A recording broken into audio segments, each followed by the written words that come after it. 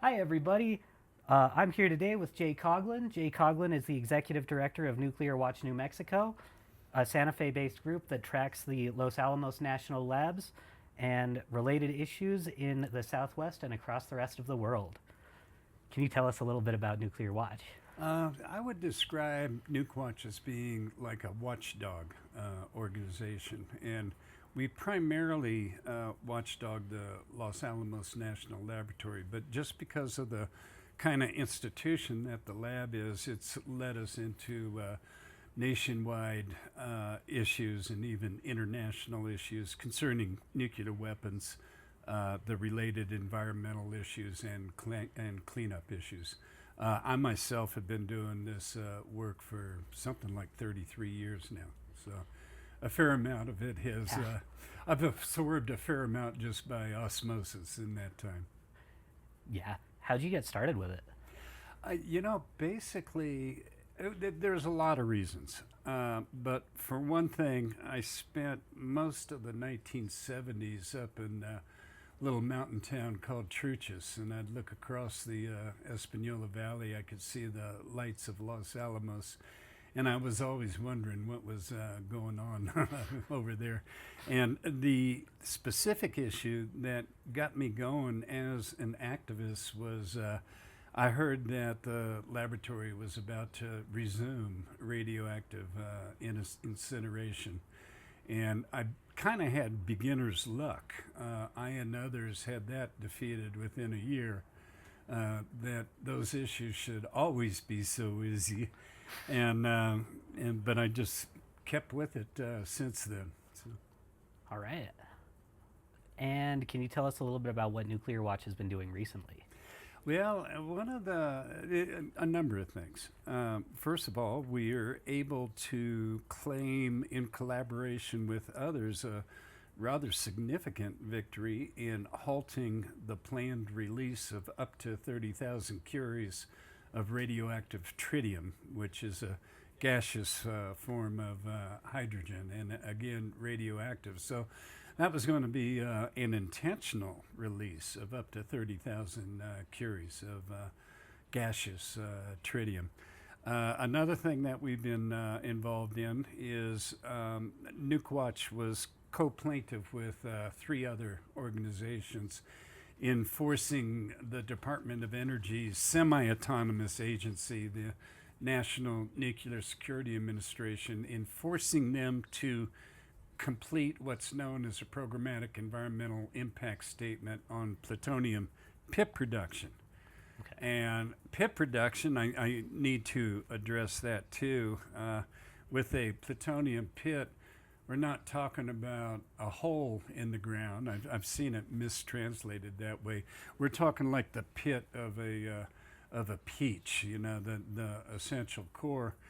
And Los Alamos is undertaking expanded production of plutonium pits at enormous taxpayer expense, not to maintain the safety and reliability of the existing stockpile, but instead to produce new plutonium pits for new design nuclear weapons that can't be tested because of an existing testing moratorium, or alternative could prompt the U.S. to resume testing, which would have disastrous consequences. Could you go into some detail about those consequences? Mostly from an international proliferation angle, Okay. is that the U.S. is, I mean, to state the obvious, the U.S. was the first to design and produce atomic and then nuclear weapons. And the U.S. has conducted more weapons tests, full scale tests, than any other country, including the Soviet Union slash Russia. But if the U.S. were to resume testing, and I'm not saying that they're going to, but to have new designs will increase the pressures to test. Were the U.S. to resume testing, it's pretty much a sure bet that every other country would follow, and that would just wreak havoc on the international non-proliferation regime. because it would be basically just kind of like, well, he's doing it. I don't want to Absolutely. not have it if they do something dumb, right? Absolutely. Okay. Yeah. And I've spoken with Ira, so I have a little bit of an understanding of what the consequences of if somebody decided to be a jerk and use all of these things instead of just saying, well, we're big and scary, so go away. Yeah. Like, And of course, you're talking about Ira Helfand, yes.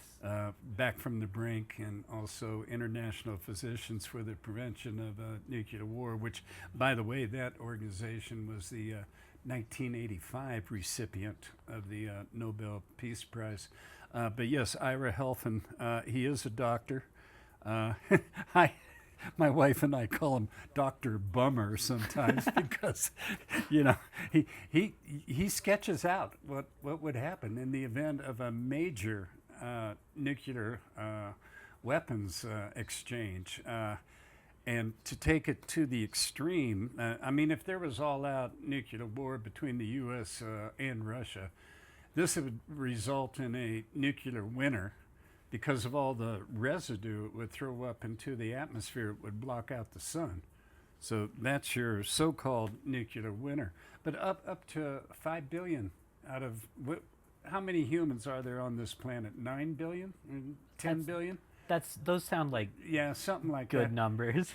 Half of us would starve to death easily. Basically, the northern hemisphere would starve to death in the event of a nuclear winter. Because we just wouldn't have any more food and, Yeah, and stuff. and just in case your listeners think like there's a really rational process for nuclear weapons, for targeting, et cetera, I'd like to disabuse them of that notion that it's this totally rational reasoning that leads to Armageddon.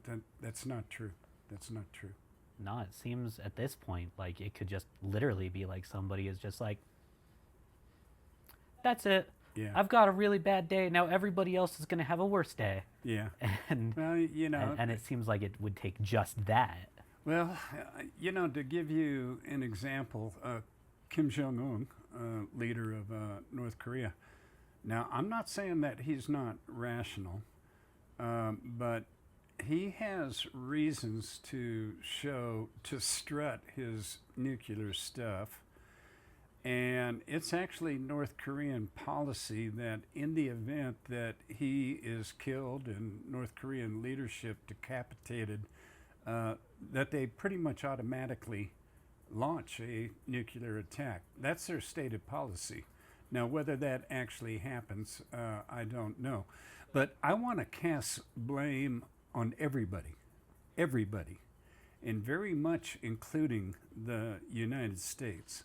Because, again, we invented, atomic weapons and then nuclear weapons. And we, by far, have the broadest, deepest, and most expensive so-called modernization program for nuclear weapons, which in reality is a program to keep nuclear weapons forever. That's terrifying. Mm-hmm. All of that is terrifying, and I'm a little bit at a loss for words processing that information. Yeah. Well, fortunately for you, I'm never at a loss of words. Yeah. And I'd like to point out I want to get to the root of things. And there has always been a one-word explanation or rationale for both the U.S. and Russia to keep and threaten the world with thousands of nuclear weapons. And that one-word rationale is deterrence. And I have heard this ever since I was a kid long ago, that, all of this is justified by, quote, deterrence, which of course means to deter others from using nuclear weapons against us. But, let me point out the probably obvious matter is that you have each party saying, oh, we got weapons to deter others, and it almost becomes a circular rationale or excuse. And if there's a number of points I'd really like to drive home, but I want U.S. citizens to know that the Pentagon explicitly and in writing rejects the notion of minimal deterrence. And if we had minimal deterrence, and the root word is to deter, to keep others from, striking us with nuclear weapons. But if we had just minimal deterrence, we would have only a few hundred nuclear weapons. And this is also true, as I say this is also true for Russia. If both the U.S. and Russia had only minimal deterrence, both parties would only have a few hundred weapons instead of the few thousand actively deployed weapons, plus a couple more thousand in reserve that both parties have. Wow. Yeah. And then I'll take it one more step, because I already stated that the Pentagon explicitly rejects minimal deterrence, and in the same paragraph, the Pentagon states that it must maintain counterforce capabilities.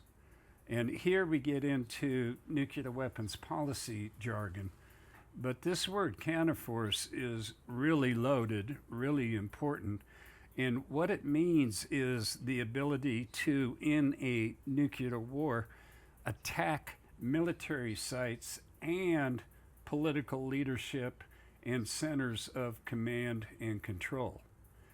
And it's basically a prescription for fighting a nuclear war. And that's what it is. And that's why we have, launch on warning with our intercontinental ballistic missiles that, could take off in 18 minutes from notice of some kind of threat. It's why we have, and this is what we're very much experiencing now, we're having these endless variants, new variants of existing nuclear weapons, where we send them through so-called life extension programs, whereby the government, gives decades, like 30, 40 years more serviceable life to specific types of nuclear warheads. But at the same time, these warheads are being given new military capabilities. So this is to say, while we're changing our existing or extending the lives of our existing weapons, we are also fundamentally changing them. And then finally, to cap it off, the United States is explicitly entering into designing and producing the first new design nuclear weapons since the end of the Cold War almost 40 years ago. Okay.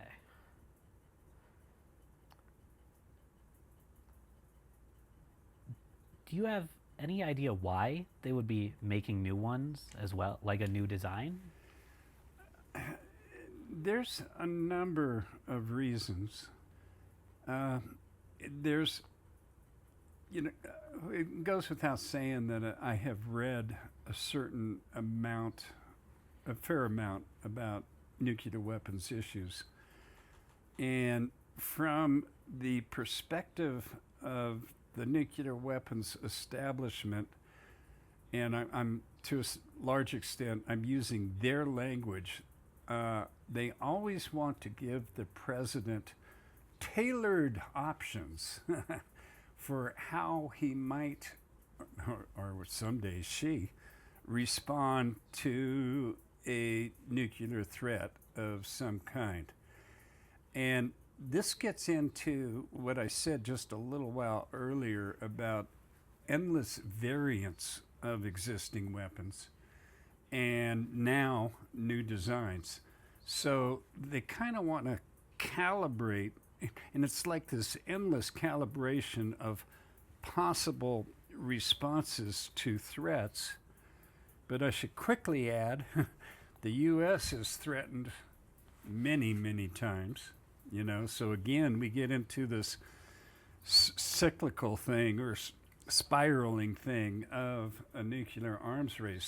So there's this endless push for new variants, new designs to create all these new and different kind of options in which the president could use a particular type of weapon that has a particular yield, et cetera, et cetera.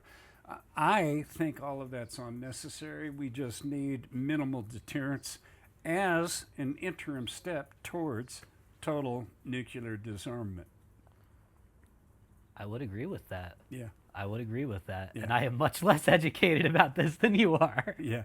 And to drive that home, here's another fundamental point I would like our listeners to understand. And I say this dripping with irony, but nuclear disarmament is actually the official policy of the U.S. government. Really? And how do I know that? Because the U.S. was the main driver behind the creation and promulgation of the 1970 Non-Proliferation Treaty. And this treaty has almost 190 signatories to it right now. And to make this issue seem current, apparently Iran is mulling, thinking about leaving the Non-Proliferation Treaty. And there's only one other country that has left the Non-Proliferation Treaty after being a signatory, and that's North Korea. But I hasten to point out that there's 3 non-signatories to the Non-Proliferation Treaty, and they are India, Pakistan, and Israel.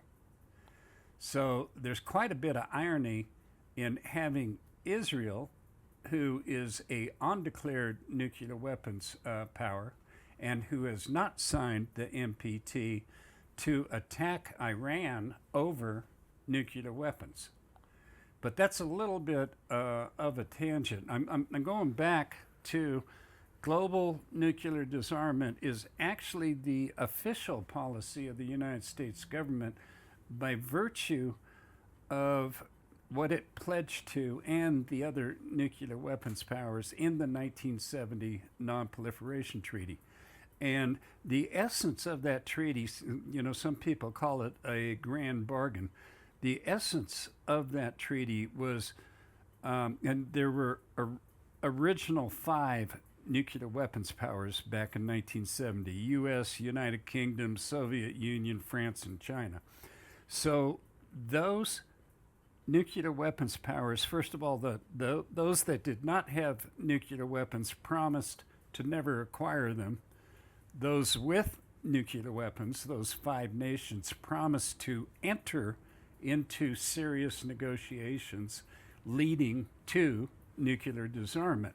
Now, that was 54 years ago, and that has never happened. Okay. I'm really confused at the official policy being nuclear disarmament. But none of the actions, none of them support that. So is that basically just kind of like, no, guys, we're still cool. We're still cool. We can still hang at the party, guys. Even though they can't.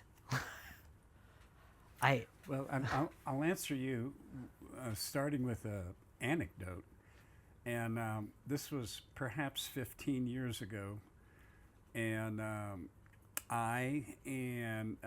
first of all, Nuke Watch belongs to a nationwide alliance called the Alliance for Nuclear Accountability. So I myself and a delegation of 3 to 4 other people from the Alliance for Nuclear Accountability, we went to meet the head in Washington, the head of the National Nuclear Security Administration.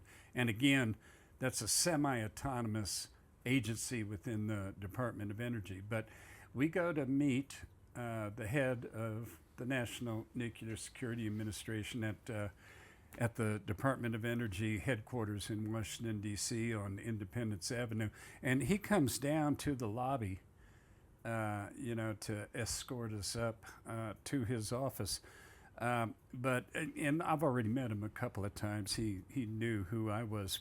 So before anything else was said, before any pleasantries or whatever, he just comes out and he says, "We're all in favor of nuclear disarmament.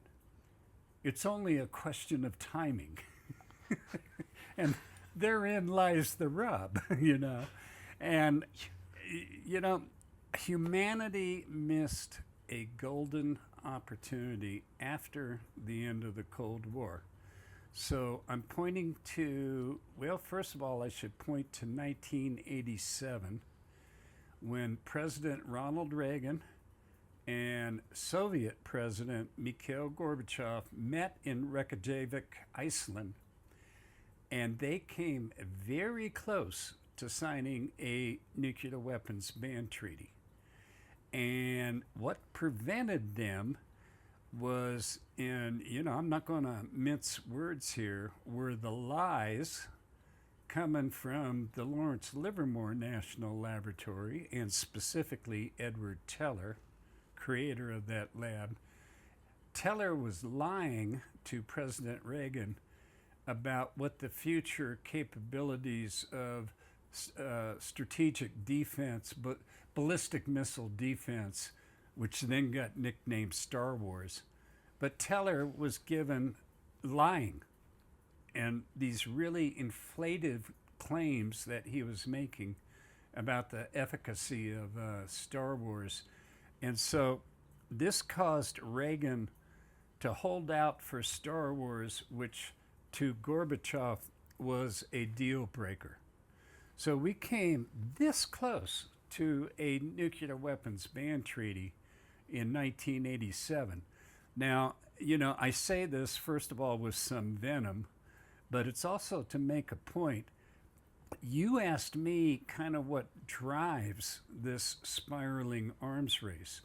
And I would have to give you a multi-dimensional response to that.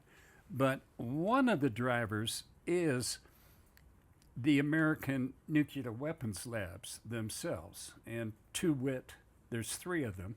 And New Mexico is blessed with 2 of the 3. Those being Los Alamos and Sandia, right? Correct. And Lawrence Livermore in California. And then Sandia also has a satellite campus contiguous to Livermore in California. But one way I like to employ a cliche in talking about, U.S. nuclear weapons policy and the labs. The labs are the tail that wagged the dog. And so a lot of this stuff is coming from the nuclear weapons laboratories themselves. And I already cited that example where the Lawrence Livermore lab essentially blocked obtaining a nuclear weapons ban treaty back in 1987. Now that, in my view, that continues to be the case today. We got the labs, again, being the tail that wag the dog. Now, the other, again, I would have to give a multi-dimensional response to, what's causing the new nuclear arms race. But we cannot overlook corporate greed as a fundamental driver of this. And the cost, everybody knows about the Pentagon cost overruns, and that's almost a cliche. Now, Pentagon money is the big money, and, by the way that things are currently facing with passage of the so-called Big Beautiful Bill, etc., military spending for the coming fiscal year 2026, it's going to be $1 trillion for the year 2026. And out of that money, The Department of Energy money and the National Nuclear Security Administration money, is relatively small compared to the Pentagon money. Um, but the scale of waste, or the proportion of waste of taxpayer dollars in the NNSA nuclear weapons complex as a percentage far outstrips that of the Pentagon, of the Defense Department. And one thing I'd like to point out, I've already talked a little bit about plutonium pit production, the expanded production of the critical, pun intended, critical cores for nuclear weapons. And that is to occur at both the Los Alamos lab here in northern New Mexico and at the Savannah River site in South Carolina on the border with Georgia. Now, the pit production facility at Savannah is going to end up being, then this is my nice little soundbite, it's going to end up being the second most expensive building in human history, exceeded only by the Grand Mosque in Mecca, Saudi Arabia, that is being remodeled to accommodate 2 million pilgrims at a time. Wow. And that's on the order of like 100 billion. So the Saudis are spending big money. This pit facility at Savannah River is going to be at least 20 billion, and it's to produce at least 50 pits per year. So, I used to be in construction, and that square footage is going to end up being something like $17,500 a square foot. Just astronomical. Unreal. Yeah. That's unreal. But this, I could rattle off the acronyms for the top 10 projects that have gone over budget, and sometimes we're talking like a order of magnitude over budget, 10 times budget. So the costs are just astronomical. And it's not needed.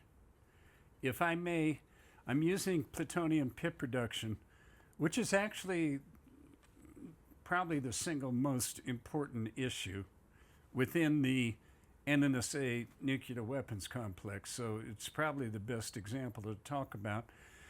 But, get this, just for starters, the production of new pits is not needed.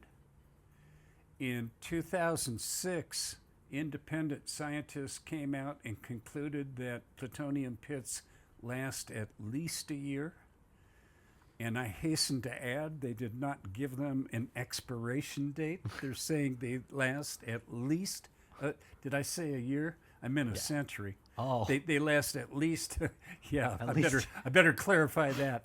Yeah, a year to forever is Yeah. a really long time. So is Yeah. a century to forever. Yeah, I misspoke. They last at least a century, at least 100 years with no expiration date, okay? And their average age now is around 42 to 43 years of age. And there's ample evidence that plutonium itself, and specifically the isotope plutonium-239, when it's alloyed with gallium, actually tends to heal itself from its internal radiation. Wow. And I'm not going to go down in the weeds, and I should make clear I myself am not a physicist or plutonium metallurgist, but this is in open literature. Yeah. So just to repeat, kind of to recap, independent scientists in 2006 found that pits last at least a century. They are now, on the average, 42 to 43 years old. They have no known expiration date. None of this future pit production, and I mean zero, zilch, nada, none of it. Here's another take-home point. No future pit production is to maintain the safety and reliability of the existing stockpile. It's all for new nuclear weapons designs. And I'm not making this up, I'm not exaggerating, it's indisputable. All one needs to go look at are the annual congressional budget requests that the Department of Energy makes, to Congress. So This seems like a really, really much way bigger scale version of a concept, usually with like creative stuff that people always warn against, which is gas, which is gear acquisition syndrome. Where, I mean, like this, I could have found or even had before paid for 2 other cameras, but I have 2 phones. So it's kind of like that, I think, just on a way bigger scale where it's like, you don't need to do this, you guys. it's this huge money machine. And, you know, you're interviewing me here in Albuquerque, and the Sandia Labs, are on Coghlan Air Force Base in Albuquerque. This is not true any longer, which is unfortunate. But Sandia is kind of regarded as the engineering lab, whereas it's Los Alamos and Lawrence Livermore in California that come up. They're the so-called nuclear labs. They come up with the nuclear weapons designs. And then basically Sandia's role is to weaponize those designs so that they're deliverable weapons of mass destruction. Now, kind of the old guard at Sandia used to be pretty conservative, and they really wanted to maintain the pedigree of the existing stockpile, which had been extensively tested. So they would argue for, don't. It's the old cliche: don't fix it if it ain't broke. Yeah. And don't introduce uncertainties by introducing new components, et cetera, et cetera. Now, that's not to say you can't put in newly manufactured non-nuclear components. And the maintenance of nuclear weapons is, to my understanding, pretty well understood and routine. And there's definitely certain things that you have to replace, from time to time. But what you don't want to do is mess with what they call the nuclear explosives package, which is going to be the plutonium pit. It's going to be the high explosives around it. And it's also going to be a component that is known as the secondary, which the way I like to explain it, the secondary puts the H in H bomb. That's what it does after the plutonium pit detonates. So anyway, there used to be a strain of pretty conservative, I would call it curatorship of the stockpile, and where you don't change things unless you have to. You got something that's extensively tested, it's reliable. That has changed. And if we took this conservative approach to maintaining the stockpile, that's your low cost and reliable and prudent option. Instead, what we have is a gigantic money making machine of all these new experimental facilities, supercomputers, expanded plutonium pit production. It just goes on and on. And this drives a new nuclear arms race. And it goes without saying that the costs of that could be incalculable. Yeah. Yeah.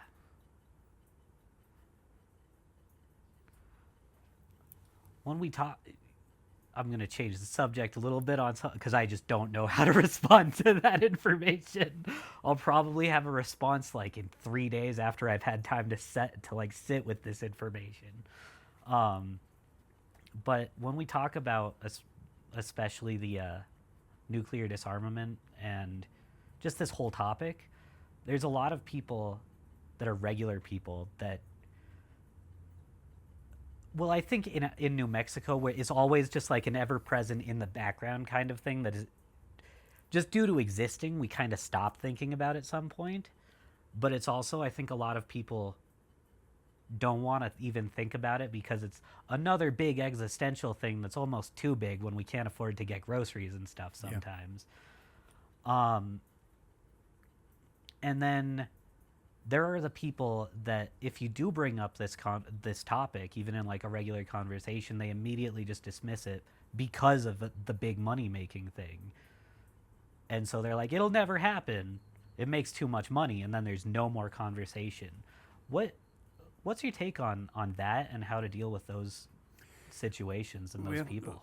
Let me throw out some socioeconomic facts, and so I'll be a little bit roundabout answering your question. And I want to start by saying I'm not native to New Mexico, but I've been here all of my so-called adult life, and I so really, close enough honorarily at that point. And I really love the land of enchantment, and I'm out in the mountains a fair amount, and so on and so forth. Just suffice it to say, I really love New Mexico. What a unique state. At the same time, it's a weird state. It's a super weird state. Yeah, a really weird state. And we got, I almost don't know where to begin. It's commonly regarded that there are two main existential threats to humanity and ongoing civilization. And those threats are climate change caused by fossil fuels, number one, and number two, nuclear weapons. Now, I will definitely argue that nuclear weapons are, indisputably the more immediate existential threat. But what I want to point out about this state that I love, so again, there's two existential threats: climate change and nuclear weapons. Yeah. Climate change caused by fossil fuels. So this beautiful state of ours is number 2 in fossil fuels after Texas producing, and we're number 1 in nukes. So that's weird, okay? And here's a little something that gets people going, in my experience, that locals don't know. If you know where to look when you're flying out of Albuquerque, and planes generally go east on the runways, so if you're on the starboard or right side of the plane, you can look out and you would see where there's up to 2,500 nuclear warheads stored underground. And that is, without question, the biggest repository of nuclear warheads in the United States and maybe the world, the single biggest repository of nuclear warheads. Now, they're not ready to go. They're underground. They're being held in active reserve. I've definitely heard little bits about that. Yeah. I didn't know that I could see them if I was on an airplane. But you can only see the ground because everything's below it. Yeah. Yeah. But I had definitely heard, like, as early as like when I was a teenager, where like if we took all of the nuclear just technology and weapons we have here in New Mexico, we would be like the third most powerful Correct. nuclear power. Yeah, in number of weapons. Yeah, New Mexico, if New Mexico succeeded and was able to keep the weapons from the federal government, we'd be the third largest nuclear weapons power in terms of numbers. But again, those weapons aren't ready to go, so they're active reserve. Okay. So that I'm talking about the various ways that New Mexico is number 1 in nukes. Yeah. So just in the sheer number of warheads, being stored underground on Kirtland Air Force Base. Another way that New Mexico is number one in nukes is that the Department of Energy's budget for what it spends in New Mexico every year is approximately the same as the New Mexico state government's entire operating budget. They are both. Now, the New Mexico budget has gone up in recent years because of oil and gas, the royalties that they're getting. 2 years ago, the amount that DOE spent in the state of New Mexico alone, this would have been for fiscal year 2024, was actually was higher, was more money than the state government's entire discretionary budget. And when I say discretionary budget, that means it doesn't include Medicaid, is the big expense. But it's the operating budget of the state government. So DOE spends more in New Mexico than New Mexico spends. That's no longer true. That was true 2 years ago. Okay. Now the state budget is slightly higher than the DOE budget, okay? But to put this in perspective, and this is again me arguing that New Mexico is number one in nukes. New Mexico, there is more DOE and NNSA money spent in New Mexico than any other state, and New Mexico is double that of the next state, which is Tennessee. Wow. And again, in terms of New Mexico being number one in nukes, we have 2 of the nation's 3 nuclear weapons laboratories in our state. And then I want to juxtapose this about, I asked the question, what good does this do for the regular New Mexican? Yeah. New Mexico, first of all, for the 5th year in a row, the Annie Casey Foundation ranked New Mexico as the worst state of all for the well-being of children. I believe that. Yeah. And as a father and a grandfather, that gets personal. Yeah. This is the worst state in which to raise kids. And of course, one of the main reasons for that is just poverty. Yeah. And 25%, I know that, boy, I hope you can sense this, but I really try to be anally accurate. So that's a pet peeve of mine. It used to be that 25% of children lived in poverty. I think that has diminished some in the percentage has diminished some in the last couple of years. New Mexico is dead last in quality of public education. I 100% believe that because we- I was educated here. We used to go, thank God for Mississippi, so we wouldn't be dead last.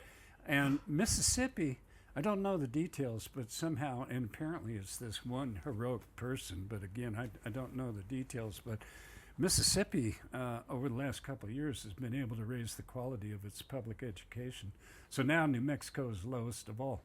So Yeah. we have all of this tremendous spending on nuclear weapons research and production here in New Mexico, and yet, excuse me, and yet New Mexicans have the lowest quality of well-being of children, the lowest quality of public education. Los Alamos County is the 11th richest county in the U.S. It used to be the 2nd richest, just like 5 years ago. And next to it, contiguous to it, are some of the poorest communities in the United States, that being San Ildefonso and Santa Clara Pueblos. So we have this incredible disparity. And, to give it a single soundbite, New Mexico is America's nuclear colony. Yeah.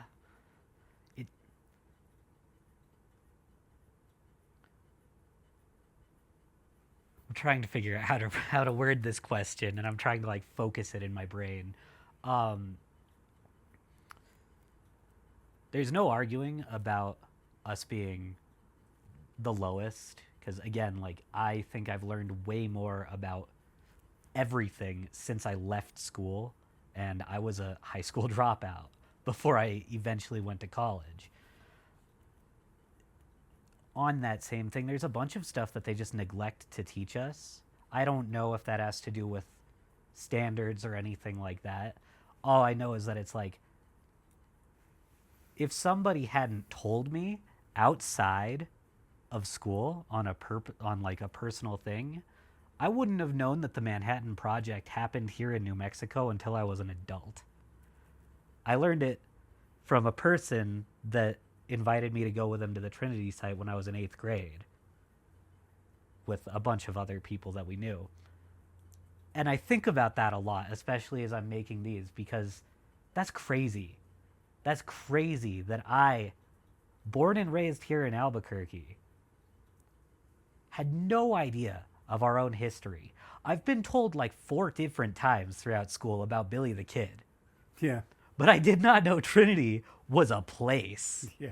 until somebody else told me about it. And it's funny you say Billy the Kid when it's nuclear weapons that are the really big guns. So. Yeah, but New Mexico history class, Mm-hmm. all I remember every time is that we learned about Billy the Kid. And it's like, I don't care about Billy the Kid, dude. It was cool in 4th grade. It stopped being cool in 5th grade. Not that I think nuclear weapons are cool, because they're kind of not cool, but... Yeah. You know, I know that this gets to be a lot, you know, for people. And, Yeah. you know, again, I've been doing this for like 33 years. First of all, I want to assure you that I'm actually a cheerful person, but it's not a cheerful subject. I want to, you know, to date myself, I was 11 years old during the Cuban Missile Crisis. Okay. And first of all, I'm an Army brat, and we happened to be stationed on Taiwan during the Cuban Missile Crisis. And I remember the adults, the U.S. American adults going, oh, we ought to go back home. And then they went, no, wait a minute, we might be safer here. So, and you know, you asked me how I got into this work. That was, you know, one of the early causes. And then all my buddies, their fathers were basically, I found this out decades later, but they were Air Force pilots, and they were, we lived on Tainan, which was on the west coast of Taiwan. And those, my buddies' fathers were the ones with the nukes that were going to go bomb China. Wow. In the event of the breakout of war. And, you know, that war was actually hot there. My own father, who was U.S. artillery, was going out to these 2 small islands right off the mainland called Quemoy and Matsu, and they were having live rounds of artillery back and forth. You know, it was actually a small but hot war. But I'm using this in part to illustrate the threat. And concerning the Cuban Missile Crisis, the then Defense Secretary Robert McNamara, he came out a couple decades later after the Cuban Missile Crisis, and he said, we survived, and by we, he meant the world, we survived only by pure luck. We survived the Cuban Missile Crisis by only pure luck.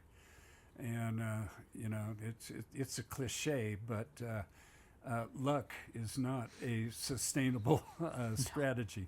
So I get into the new nuclear arms race. And here's another fundamental point I want to drive home now to your listeners, because the American public does not understand that we are in the second big nuclear arms race, driven substantially, but not only by any means, but driven substantially by the U.S.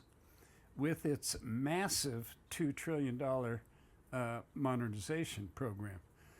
But needless to say, Vladimir Putin is also playing a starring role in all of this as well.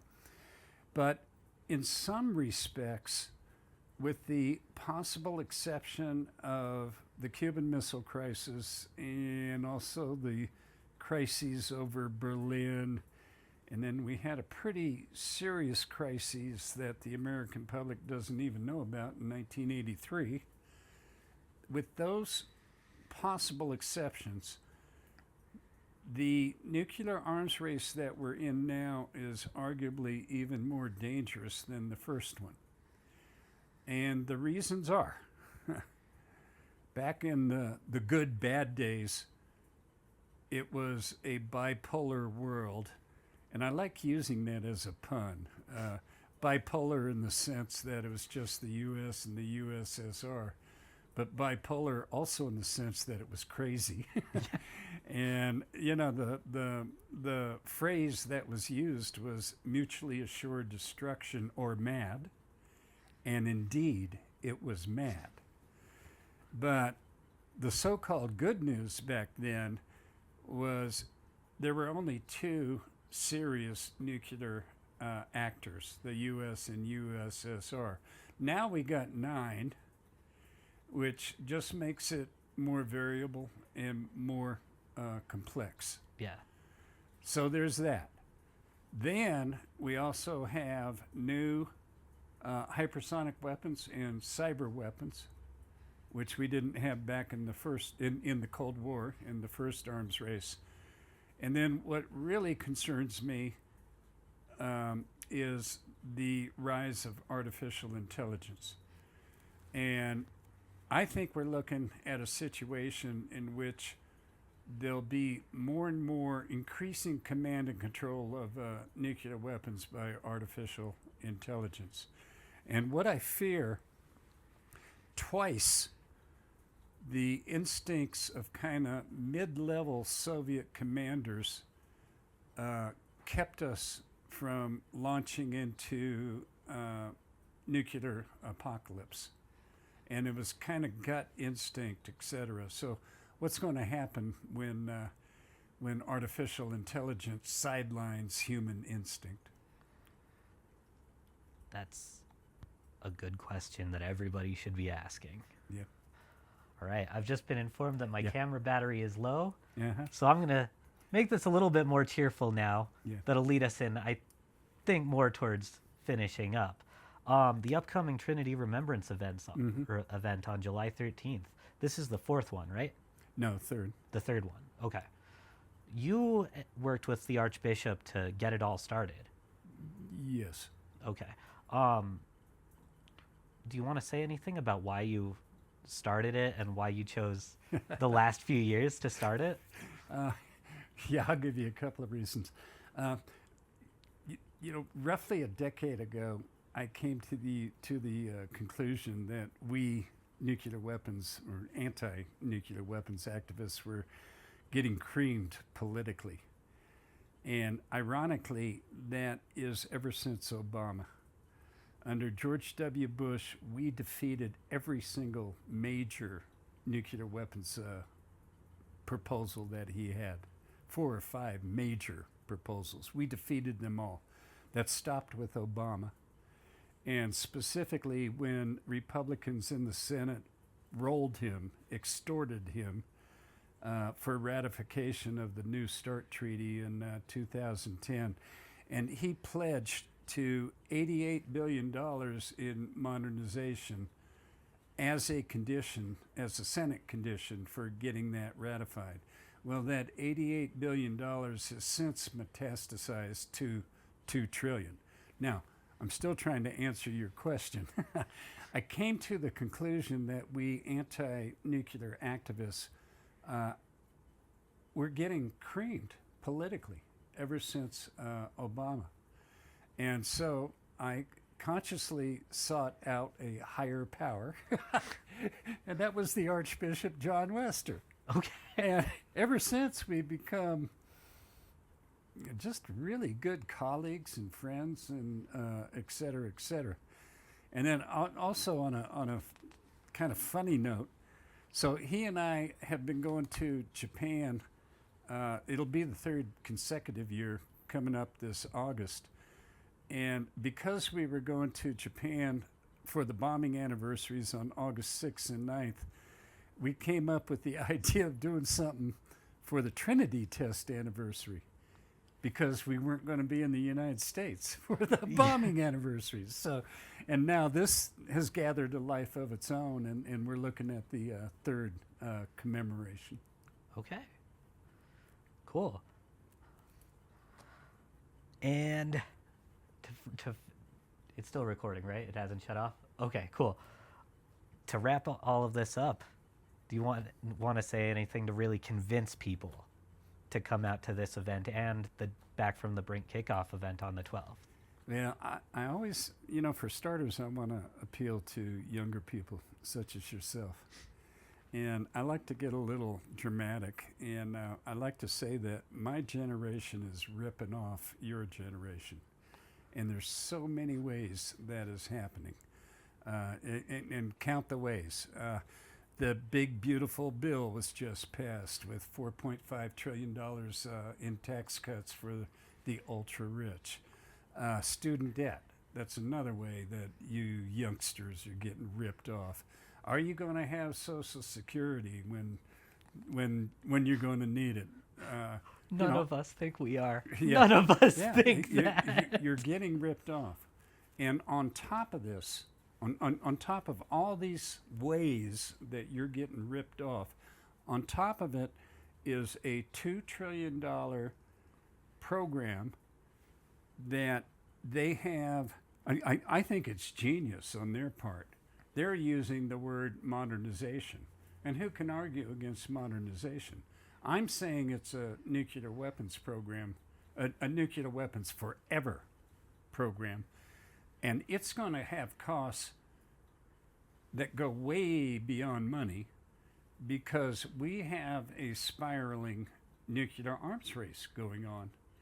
And if push comes to shove, if anybody ever fires that button, there are consequences that will follow that are beyond imagination.